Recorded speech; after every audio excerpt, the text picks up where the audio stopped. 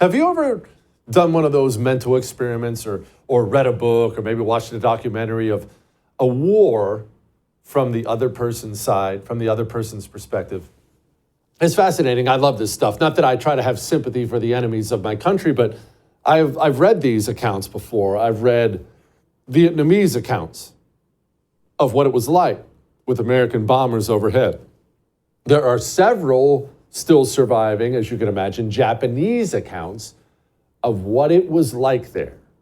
So obviously we're about to talk about the United States military, but I want to talk about this really quickly because it explains why I'm so passionate about having a strong military and why I am so terrified at the rot that has taken place inside of ours.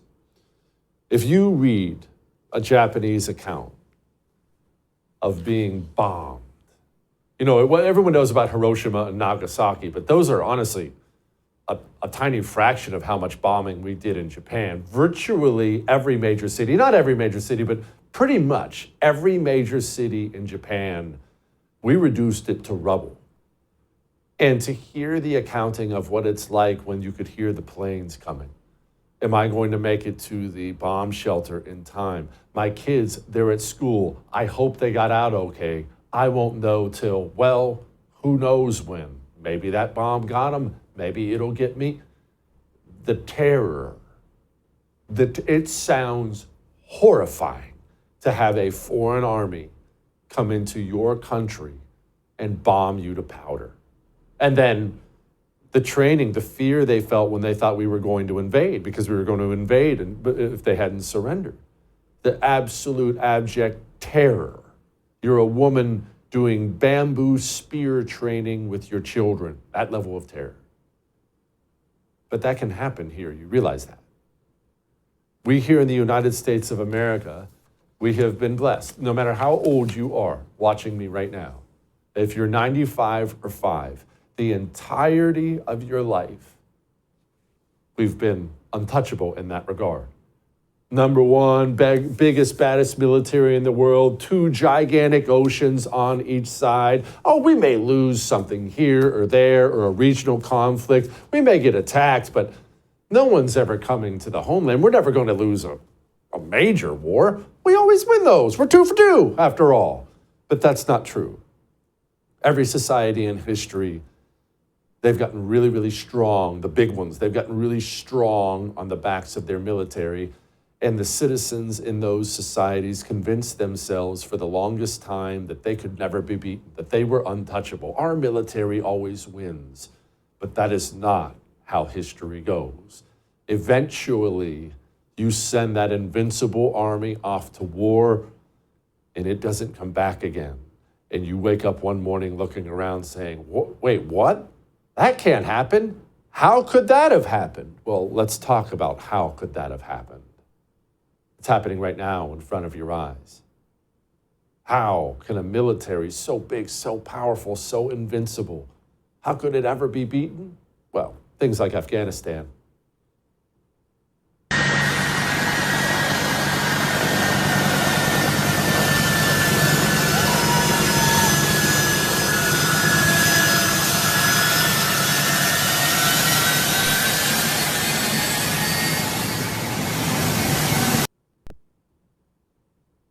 An image, an international video seen so many times around the globe, so representative of the international embarrassment brought to us by the Biden administration, the American military waking up one day and just deciding we're leaving, and the C-130 goes scurrying off the runway. An international disgrace and embarrassment. What a spit in the face it is of the men and women who gave their blood and their lives in that country for 20 years.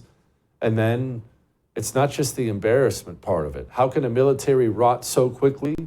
Well, in the military, accountability is everything. And we always knew that. I knew that as a young, dumb, enlisted grunt. Accountability is everything. Succeed or fail. If you fail, there will be accountability. Here in our military now, it has been so rotted out from within by the officer corps. The freaking chairman of the Joint Chiefs will bomb 10 innocent people in response to a terrorist attack, 10 innocent people, 6 of them children in Afghanistan, and he'll stare right in the camera and call it righteous. We know from a variety of other means that at least one of those people that were killed was an ISIS facilitator. So were there others killed? Yes, there are others killed. Who they are, we don't know. We'll try to sort through all that. But we believe that the procedures at this point, I don't want to influence the outcome of an investigation, but at this point we think that the procedures were correctly followed and it was a righteous strike. A righteous strike, but it wasn't. They made it all up. We vaporized 10 innocent people on our way out of the country, and nobody was held accountable for it at all. No accountability. Accountability's gone. How could a military get so weak? Well, it's also the people you bring into the military, you see. The people you bring in, they're the ones who run it. Kind of goes without saying, who are you bringing in? Well, you see that military, those Army Rangers scaling the cliffs on D-Day of Normandy? Do you think they would have signed up to join in a military whose advertisements were this? This is the story of a soldier who operates your nation's Patriot missile defense systems.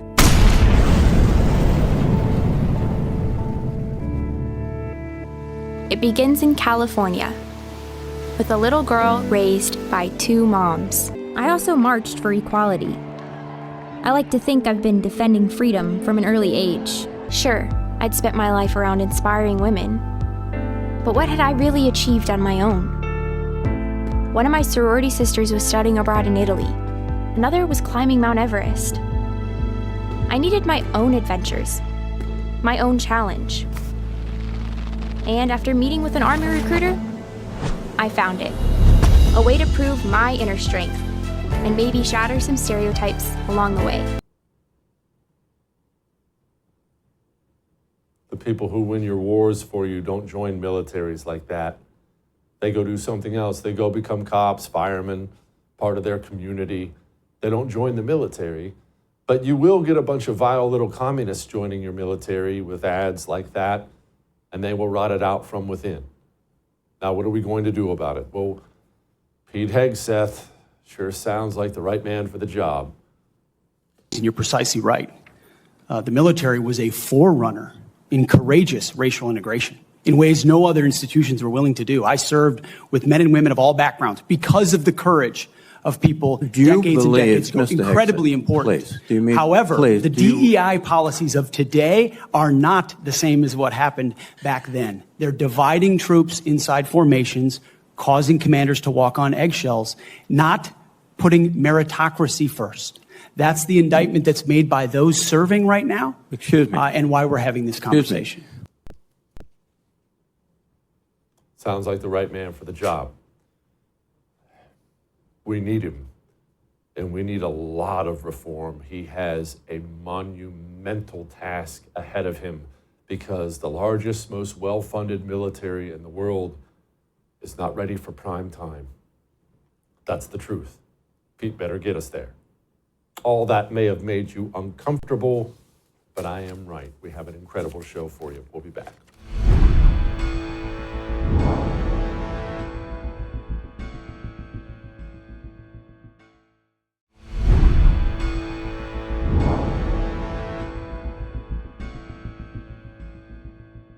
Don't lecture me about women in combat. Women have been in combat, and it doesn't matter if that 7.62 hits you in the chest. No one gives a if it's a woman or a guy who pulled that trigger. You're still dead.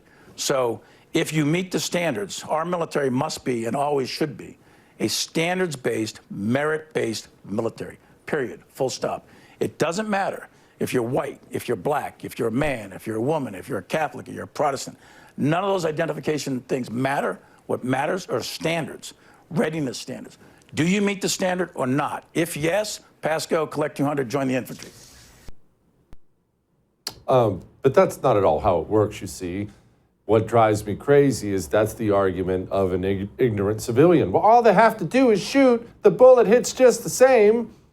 The life in the infantry is a physical life. Very, very physical. It's grueling. It'll grind you down to the nubs. It's not shooting. Joining me now, Jason Nelson, U.S. Army Marine Corps veteran. Jason, praise God, that freaking guy is gone. They even took his portrait out of the Pentagon. There are very few things that I cannot wait to see. And one of those things is to watch those pardons get thrown out the door. The private Millie can spend some time at Leavenworth and I don't know, he could talk about equity or whatever he wants as he's working the chow line and dealing with all the convicts over there. It's a monstrosity. What the military has become, Jesse. It's absolutely ridiculous. The fact is that readiness is down across the board. They had to change the PT test even lower to get lower standards to be able to continue to fill the force that we have right now. They made a decision a long time ago to cater the force to the 1% that constantly needs attention, as opposed to distilling the force down to the 1% that can actually do the job. And Millie's just lying, as most civilians do, when they talk about forward operating bases as combat. Just because we entered a kinetic operations in a different theater that's different than, let's say, World War II, and you happen to have females who were on the front lines, it does not mean that they were engaged in door kicking. It doesn't mean that they were engaged in combat.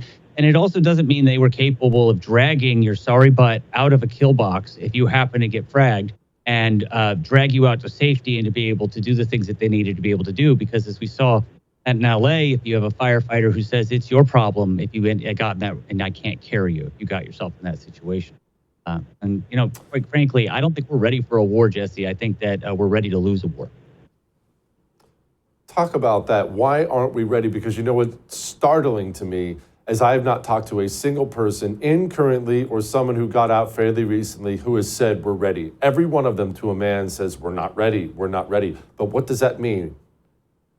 Well, most of what defines readiness in the military and that larger hierarchy, and he did touch on the fact that our Secretary of Defense talked about how it's a top-heavy organization. And so it becomes an administrative score. There are metrics that define what is readiness, right? So you can fudge those statistics. You can move them into what we call green, or at least into an amber state, so they're not going to sit here and kick you, or amber or yellow or whatever the heck it is. I'm colorblind.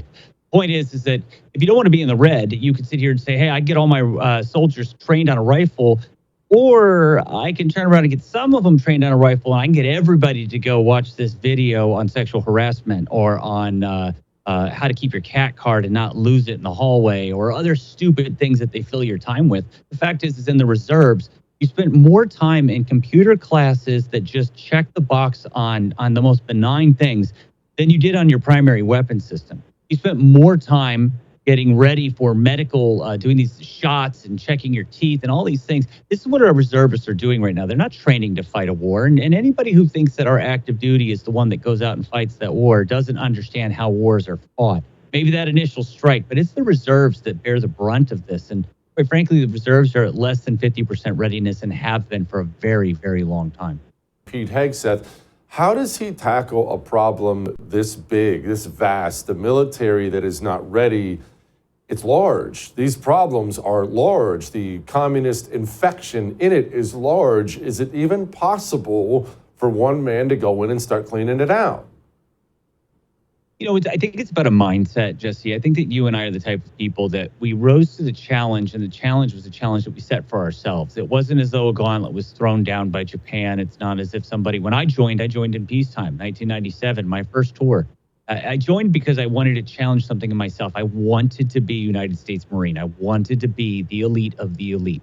I wanted to push myself. And quite frankly, we've given out participation trophies for so long in just civilian society. It's actually bled over to the military. I'm embarrassed about half of the ribbons that I've been awarded. I look like a Guatemalan dictator at this point because, you attended this program. You went and did this stupid thing. No, that isn't what we're supposed to be doing. What we're supposed to be doing is distilling these troops down. We're supposed to be finding the best of the best and setting for them challenges. Now, I think there's a lot we could do to improve the draw for a lot of people. I think that understanding they might get better medical care while they're serving. We treat our pro athletes with better attention than we do our warriors. And if they were given the same attention, we'd probably keep our warriors a lot longer and have a much stronger force. But outside of that, I think continuing to lay the gauntlet down for people, not muddying the waters, not lowering the standards, but setting the standards even higher, I believe, is what's going to make our military stronger. And I believe he has that same thought and same process that he's going to go ahead and push forward with that. Jason, how does the military tackle its recruiting issues? Setting aside the fact we know Pete Hegseth is going to dump all the DEI, we're not going to gay the whole place up anymore, with all due respect to the Navy. We're not going to do that stuff anymore. We still have the problem of a recruiting pool that is not physically ready. All these freaking kids, they're fat, they're on anti-anxiety medication, they're not qualified to go run and jump and carry things. How do we handle that? Well, I think there's a very simple solution to that, and I think it's this: you go out and find those that can still hear you, and you tell them that when we don't have a great enemy, Jesse, we're not Nazi Germany and Japan didn't just attack us. We're not headed into some nasty war because somebody blew down buildings on 9/11. How do you draw people in? And I think what it is you inspire in them the idea that they can become grown men. They can become, in some cases, grown women. By going in and experiencing what it's like to have to depend on yourself, what it is to be challenged, what it is to be rubbed into the dirt and have to pick yourself back up and be pushed to a limit that is beyond endurance. I think that those are things that we should advertise to people. I think that there is a large group of people out there, youth right now, who have seen what has happened to the generation just before them, the kids who sat around on the couch, who played video games, who wanted to be social media stars. They're looking at all of this and it's not real. They want to be people in society who produce. And I think that you go after those people by telling them that, look, it's not going to be easy. It's not going to be given to you, but it's something that you can go out and earn. It's what drew me in. And I was not your cliche Marine going in. And again, I don't know what drew you in, Jesse, but I think that if you challenge people, people really do. This is what sets humans aside, is we are problem solvers and we want to aspire to have things. And Elon Musk spoke on this at the inauguration. You need to have something to strive for.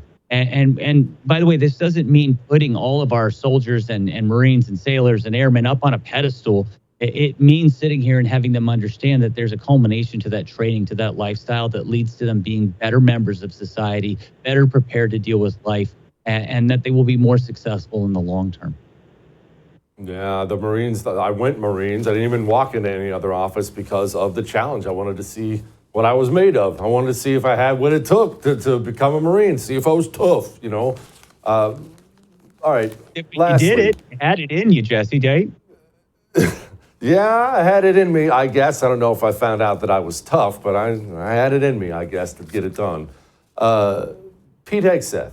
There are concerns from people who don't really understand how wars are fought that, well, he's never been a general. We're just going to send some captain in there to take over everything. Why is that thinking completely misplaced? Because it is. Well, first of all, generals were never generals until they were generals, correct? So most people would understand, if they look at battlefield history, would understand it isn't often colonels that get promoted to generals, but it's majors and captains who are out there in the field and conducting maneuvers, and generals who see in them the ability to actually fight the war. Generals are basically administrative. I think a lot of people forget that. Their job is administrative. So when you think about who actually goes out and conducts the war fighting, when you think about the echelons at which that takes place, I think Pete falls right into the category of the people you would want, right at the company commander level, somebody who has experience in leading while also understanding the machinations of the administrative class. Jason, come back soon, my brother. Semper Fi. All right. Clay Martin. He was a Green Beret, a Marine Scout Sniper, Marine Recon. He's been around a while. You know Clay Martin. He has some military thoughts, do you think? He joins us next.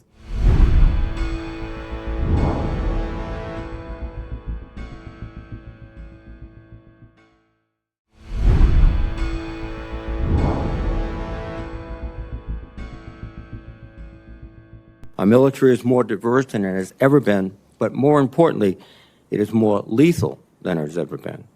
This is not a coincidence.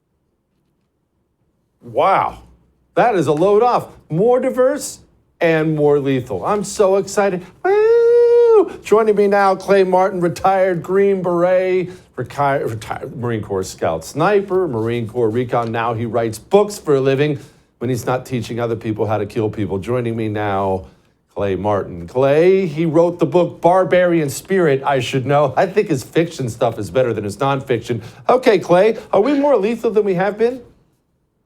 Bro, I hadn't actually seen that more lethal clip. It's a good thing you talked for a minute because I was rolling around on the floor Like, wow. Wow.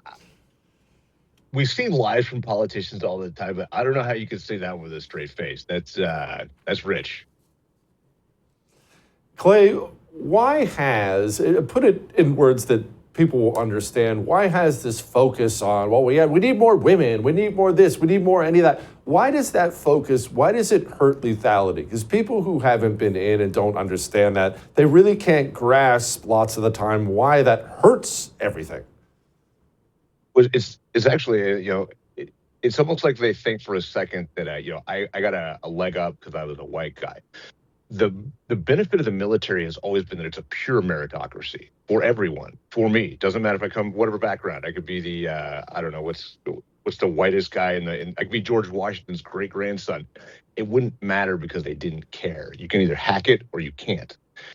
And that has led to, where it's led to, but it's led to the best people doing the jobs, especially like complex jobs, fighter pilots, things like that. Nobody has ever cared about the diversity of that. Now, when you change things, and I actually saw this start to happen in the Obama years myself, and to be honest, also a little bit under the Bush years even, when you start to have these quotas like, oh, well, we have to have X amount of whatever special people in, you're going to have to change the standards. That's how it works. You can try a couple of, you can try recruiting to, a certain segment of population, whatever. But for the most part, you're going to have to change standards, and that's just how it is. And get out of the way, Alice. Oh, there's my big dog getting in the way. Once you do that, fine. Things start falling apart. Why did no women pass Ranger School? Oh, Alice, you idiot. Why did no women pass Ranger School until a 2-star general walked their lanes for them? I don't know. That's weird, huh? Clay, For you. Did you see this stuff leak into our top tier guys, like your guys? Because I see a lot of people will say, well, at least this stuff will never get to the SEALs. It'll never get to the Green Berets. Go ahead. Did. The first female Green Beret AD'd her own pistol at her apartment complex about 6 months after she graduated from the course. That's what happened. I didn't go to her course, so I don't know if they changed the standards for her. But I do know this from talking to friends that are still in, because we're also at the age where it's my guys that are running the selections and the courses for these younger dudes. All the old veterans always say it, but for once I do actually believe it's true. They have really lowered the standard and things weaker. So yes, it has infected us also. And at the end of the day too, it doesn't matter because it's SEAL Team 11 and SF. We can't fight the war by ourselves either. We need a Navy and some, airplanes and some, guys with bombs, artillery guys. So, that's misconception too. Even if it didn't affect us, it still cut into our lethality in a huge way. Okay, talk about those support guys, because I try to explain this to people on my show as often as possible, that, look, even if the Rangers are still where they need to be, right? Even if the Marine grunts are where they need to be, you need a mountain of support of various kinds behind you. Some of it's firing rockets and dropping bombs. Some of it's just bringing you food. And if those are a bunch of morons, then I don't care how tough the Rangers are. They can't do it on an empty stomach. Exactly right. It ultimately makes all of our jobs more dangerous too. If you get some special boys and they got to do special stuff, they got to go grab HVTs or whatever. Well, if they're the only ones in the country, guess who the only target is? It's those guys. We actually got away with a lot in the war on terror because we had so many other, fighting forces, legit fighting forces, 82nd Airborne, Marine Corps. All these guys run all over the place doing all this other stuff that also occupies targeting and allows us to get the linchpins. So this all ties together. A lot of people talk about the teamwork thing like it's a cliche thing, but it really is true. It is all one big team, and you're only as strong as your weakest link. If you have links in there that can't get ammo to the Rangers out there on the hilltop, well, guess what? Now they're going to die. This is how it works. Gosh. All right, Rubio had some interesting things to say about China. Here he was. If we stay on the road we're on right now, in less than 10 years, virtually everything that matters to us in life will depend on whether China will allow us to have it or not. Everything from the blood pressure medicine we take to what movies we get to watch and everything in between, we will depend on China for it. They have come to dominate the critical mineral industry supplies throughout the world. Everywhere in the world, they've now established critical mineral rights. Even those who want to see more electric cars, no matter where you make them, those batteries are almost entirely dependent on the ability of the Chinese and the willingness of the Chinese Communist Party to produce it and export it to you. So if we don't change course, we are going to live in a world where much of what matters to us on a daily basis, from our security to our health, will be dependent on whether the Chinese allow us to have it or not. That's an unacceptable outcome. Clay, where does our military stack up against China's? 5 years ago would have been a bad joke in our favor. Now, I really don't know. Especially because when you talk about dealing with China, you're talking about major systems. You're not talking about a couple of idiots with a suppressed rifle in the dark and get bin Laden. You're talking about like naval battles and aircraft like fights and missiles and crazy stuff. I have lost a lot of faith in our Navy. And our Navy is actually, this is a hard thing for us as former Marines to admit. When you get right down to it, as far as world power projection goes, the Navy is the most important branch. And the Navy seems like it has really fallen apart in the last 5 years. Rusty ships to, they're getting housed by Houthis with DJI drones in the Red Sea. The fact that they shot one of their own fighter aircraft down the other day from their own strike force. Remember that? I mean, we kind of glossed over that one, but it happened. These are mistakes that it wouldn't have happened 80 or that wouldn't happen 40 years ago with way worse technology. The fact that these things are happening now should be terrifying to us. And that tells us that the rot in that service is incredibly deep. It's the competence level all the way up and down the chain. And now I'm not so sure. Now, on the other hand, I've seen China's stuff, and for the most part, it's garbage. But they are getting better. All right, they are getting better. And if we ever were to have to fight them, it's not like China's going to come here. China wants to fight for territorial concessions in its own backyard. So we've always had to be willing to play the logistics game against them.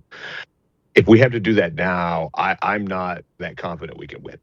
I'm just not confident that we can get our stuff over there, our sea lift of our major items if we needed to, and dominate. And that's scary.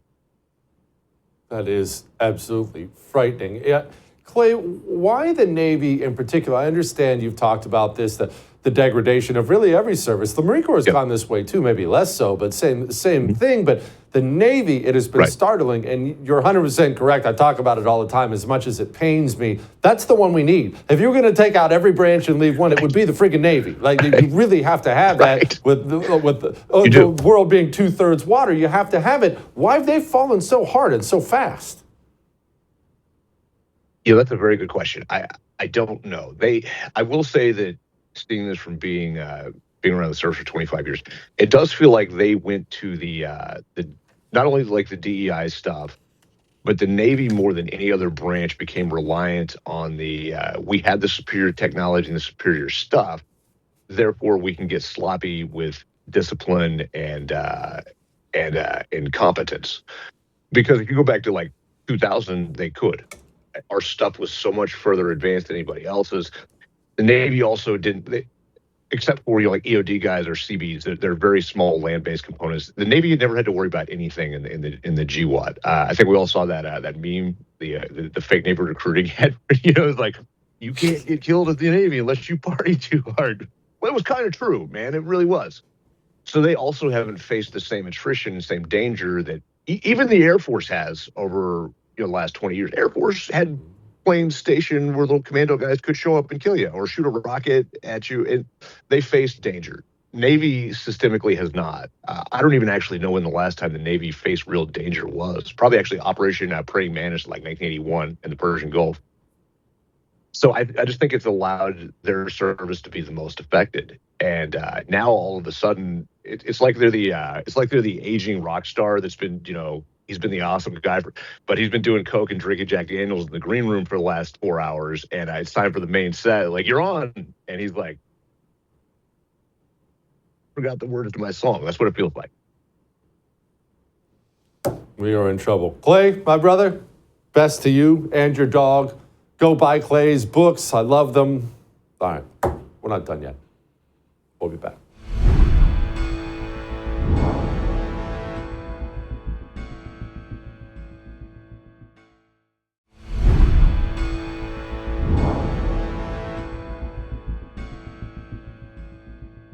did any of you throw your rank on the table and say, hey, it's a bad idea to evacuate Bagram Airfield, the strategic air base, before we evacuate everyone? Did anyone do that? And when you didn't think to do that, did anyone raise their hand and say, we completely messed this up? Potentially all those people did die in vain if we don't have senior leaders that own up and raise their hand and say, we did not do this well in the end. I want to say this very strongly. I have been fighting for 17 years. I am willing to throw it all away to say to my senior leaders, I demand accountability. And he did. He threw it all away. That was Stuart Scheller, brave Marine officer. There weren't many of them who did that. In fact, you can count them on one hand, but he did it. He gave it all up. But he's coming back. Joining me now to talk about the military comeback, Wade Miller, Executive Director at the Center for Renewing America, Semper Fi, and of course, Chase Spears, former Army paratrooper, Afghanistan veteran. Chase, Stuart is coming back as a senior advisor to the Department of Defense. I like a lot of what I see. In fact, I like about everything I see right now as it pertains to the new military we're going to have. Thanks for having me back on, Jesse. I share that encouragement with you. This is a wonderful reversal when you look at guys like Stu Scheller, when you look at guys like Matt Lohmeyer, when you look at guys like Pete Hegseth, our new Secretary of Defense, who was also persecuted for having just basic traditional Christian worldview belief. It's wonderful to see these guys who were treated ill when they were in uniform, basically for speaking the truth, for speaking the things that people in uniform should have been saying, for saying what generals should have been saying, and they were cast aside. And it's a new day, and it's wonderful news for the Department of Defense to bring these leaders back, not just at the tactical and operational level where they were before, but now working up at the strategic level, steering policy, giving directives. These are men who have the scar tissue, they know what it feels like, and they know what needs to be done. And so I'm very excited about these announcements, and I hope to see a lot more just like them. Yeah, me too. Wade, Pete Hegseth has been out there saying a lot of wonderful things. Music to my ears, I know music to yours. Here was some of it. Someone who'd served in Iraq, in Afghanistan, in Guantanamo Bay, holding a riot shield outside the White House. I'd been identified as an extremist, as someone unworthy of guarding the inauguration of an incoming American president. And if that's happening to me, Senator, how many other men and women, how many other patriots, how many other people of conscience? We haven't even talked about COVID and the tens of thousands of service members who were kicked out because of an experimental vaccine. In President Trump's Defense Department, they will be apologized to. They will be reinstituted with pay and rank. Things like focusing on extremism, Senator, have created a climate inside our ranks that feel political when it hasn't ever been political. Wade, can we put Humpty Dumpty back together again? I think so. I don't think it's too late. I think that there is a lot of damage to overcome. Some of it has been years in the making. But, I've been investigating and researching woke and weaponized topics for a number of years now. And I am very encouraged by the incoming team and the conversations I've had with them at how serious they are about getting the military back to focusing on lethality and not these leftist agenda items that are masquerading as, serious ideas, like DEI and anti-racism, which isn't actually about, opposing racism and all of these other equity-focused agenda items and white supremacy and domestic extremism. They're now going to focus on defending the United States of America. And that's not going to happen overnight. And they're going to be methodical about it. But I'm encouraged by what I've already seen. I think in the coming weeks, you're going to see Secretary Hegseth make a lot of moves that I think are going to be welcomed by those of us who are serious about national security and getting our military back in fighting shape. And I think it's an exciting team if you're in a time, if you're a veteran, to see the military going back in the direction that it needs to be going in, and that we've all known, especially if you talk to sergeants across the military, they've all been saying this for years. And of course, colonels and generals have mostly been quiet about it because they want to get their next promotion. But we finally have a secretary who is a secretary for, the enlisted man and woman who's going to be fighting for the reason that they chose to serve, which is because they love this country and they want to defend it. Chase, let's talk about the officer corps. Let's talk about, well, specifically the military academies, these revered institutions. They have been poisoned all the way down to the roots as well. How in the world do you start to clean that gunk out when people are learning about diversity and queer theory at freaking West Point? Where do you begin?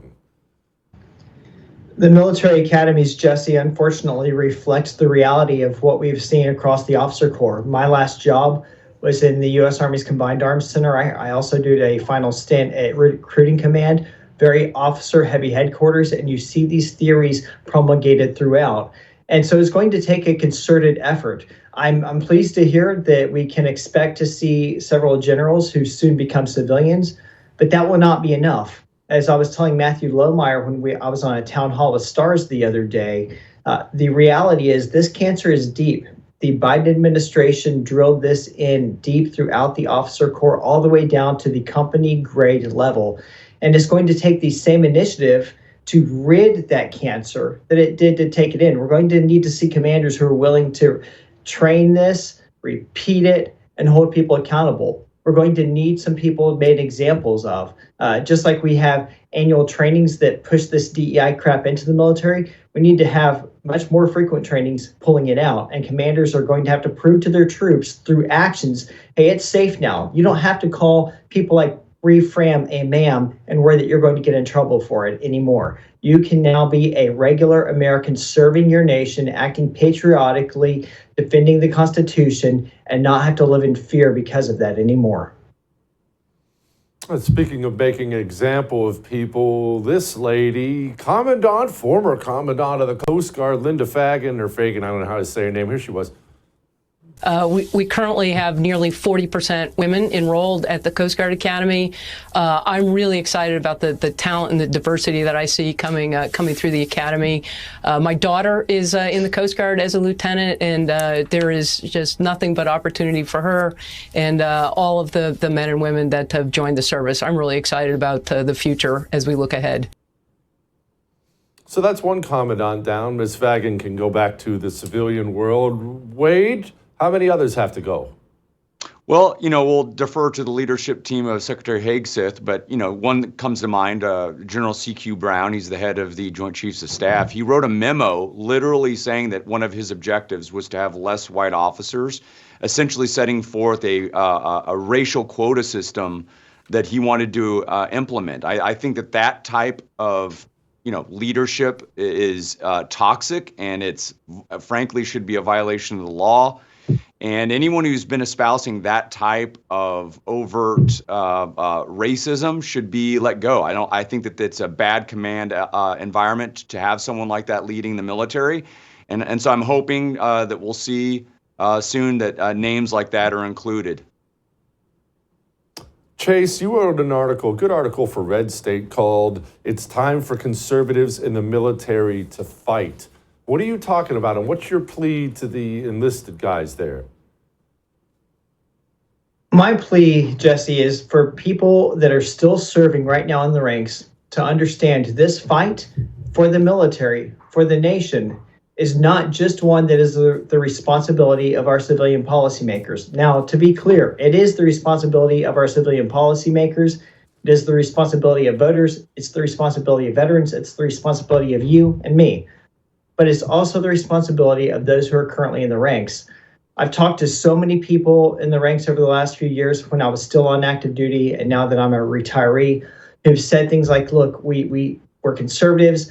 We believe the things that we see you saying. We believe in constitutionality, but we dare not say this out loud because we might get in trouble. Well, that's what people who are willing to stand guard for the nation are willing to do. They're willing to take those chances. How are we going to call ourselves warriors and say that we're willing to go stand between the enemies of the nation and a bullet if we won't stand between a slide and our troops when it comes to indoctrination? So my plea is not for people to rise up in the ranks. My plea is not for any discontent or any breakdown of discipline. My plea is this: obey lawful orders, report unlawful orders. Report those who give you unlawful orders. Be willing to stand against the lie. As Solzhenitsyn said, let the lie come, but not through us. And for too long, conservatives in the ranks have sat on their hands and said, it's someone else's problem. I'm afraid. The tide has turned. It is now time to say the lie will no longer come through me. I'm not going to participate in this through inaction or action. Wade, wrapping things up here, how do we handle the defense contractor cabal? I mean, we do need defense contractors. We need people designing and producing wonderful new weapons to give us an edge. But what we have now is gross. It's corrupt. I mean, it's not going to work long term. How do we fix that? Well, I think we need to audit and review that entire process, including, by the way, I think that we need to have affirmations that subcontractors aren't participating in things like DEI and other systems that would be deemed, a violation of Title VII of the Civil Rights Act, for instance. Start with that process. And then I think through a streamlining of reorienting our mission, I think you start cutting down certain contracts and figuring out what's actually in the best interest of the United States of America. And, fortunately, we have a good team, a good defense team going in there. We will have a good OMB team with Russ Vogt and others at OMB. And so I think that but the combination of those two, OMB and DOD, that are really serious about getting this country back on track and getting rid of all the grift and the corruption and the wokeness and the weaponization, I think that you're going to see a transformation. And I think that this last point is really important, and this is the crux of it all. Pete Hegseth isn't going there to get a board seat at McDonnell Douglas after this, like so many secretaries of defense before him. He's going there to change the entire institution. And the fact that he's not there for post-DOD career money-making, I think, is the biggest difference that you'll see between this Secretary of Defense and almost every other Secretary of Defense we've had in recent times. And I'm really looking forward to that difference, and I think it's going to be a night and day change. I think so. Gentlemen, as always, appreciate you. All right, we'll get it fixed, and we'll be back. Hang on.